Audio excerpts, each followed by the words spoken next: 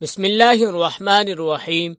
سرکار دو عالم حضرت محمد صلی اللہ علیہ وسلم اپنے صحابہ کرام رضوان اللہ علیہم اجمعین کے درمیان تشریف فرما تھے کہ ایک یتیم جوان شکایت لیے حاضر خدمت ہوا، کہنے لگا، یا رسول اللہ صلی اللہ علیہ وسلم، میں اپنی کھجوروں کے باغ کے ارد گرد دیوار تعمیر کرا رہا تھا کہ میرے ہمسائے کے کھجور کا ایک درخت دیوار کے درمیان میں آ گیا۔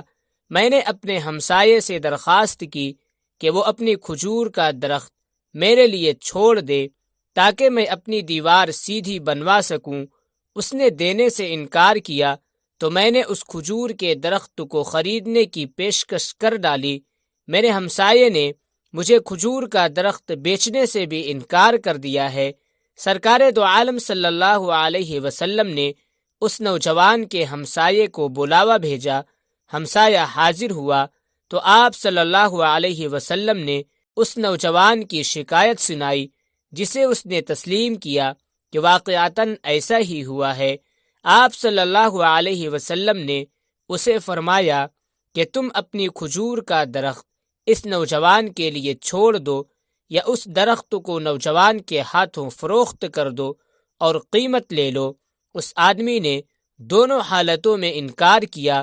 آپ صلی اللہ علیہ وسلم نے اپنی بات کو ایک بار پھر دہرایا، کھجور کا درخت اس نوجوان کو فروخت کر کے پیسے بھی وصول کر لو اور تمہیں جنت میں بھی ایک عظیم الشان کھجور کا درخت ملے گا جس کے سائے کی طوالت میں سوار 100 سال تک چلتا رہے گا۔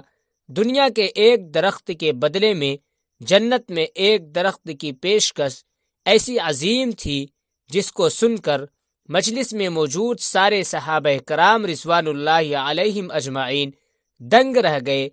سب یہی سوچ رہے تھے کہ ایسا شخص جو جنت میں ایسے عظیم الشان درخت کا مالک ہو کیسے جنت سے محروم ہو کر دوزخ میں جائے گا۔ مگر وائے قسمت کہ دنیاوی مال و متاع کی لالچ اور طمع آڑے آ گئی اور اس شخص نے اپنا کھجور کا درخت بیچنے سے انکار کر دیا۔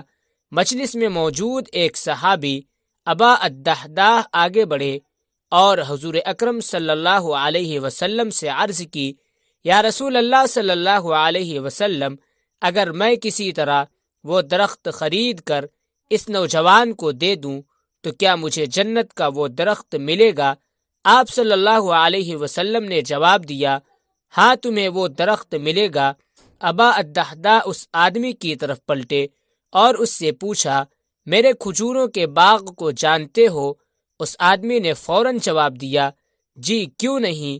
مدینے کا کون سا ایسا شخص ہے جو ابا الدحداح کے 600 کھجوروں کے باغ کو نہ جانتا ہو؟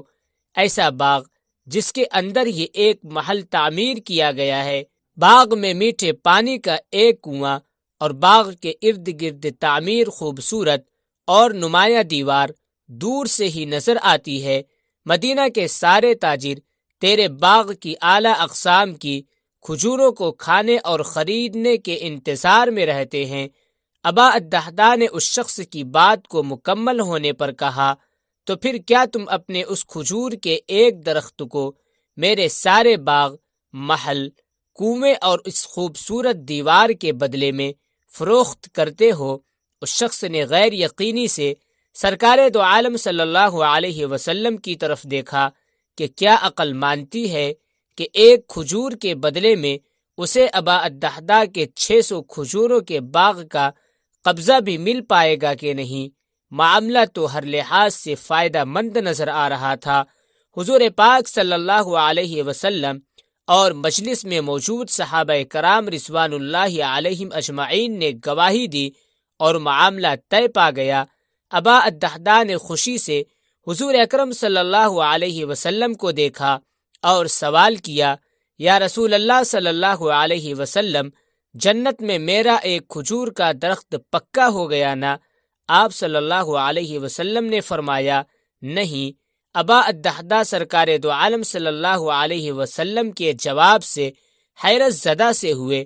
آپ صلی اللہ علیہ وسلم نے اپنی بات کو مکمل کرتے ہوئے جو کچھ فرمایا اس کا مفہوم یوں بنتا ہے کہ اللہ رب العزت نے تو جنت میں ایک درخت محض ایک درخت کے بدلے میں دینا تھا، تم نے تو اپنا پورا باغ ہی دے دیا۔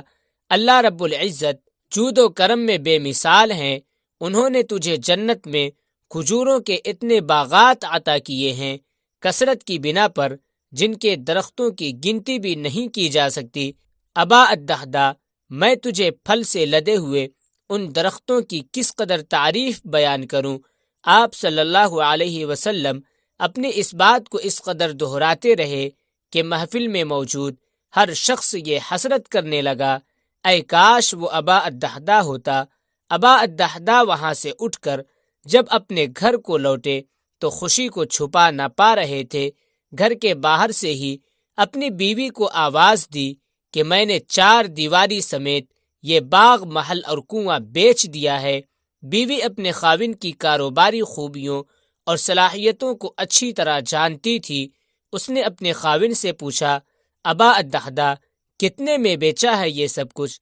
ابا الدحداء نے اپنی بیوی سے کہا کہ میں نے یہاں کا ایک درخت جنت میں لگے ایسے ایک درخت کے بدلے میں بیچا ہے جس کے سائے میں سوار 100 سال تک چلتا رہے۔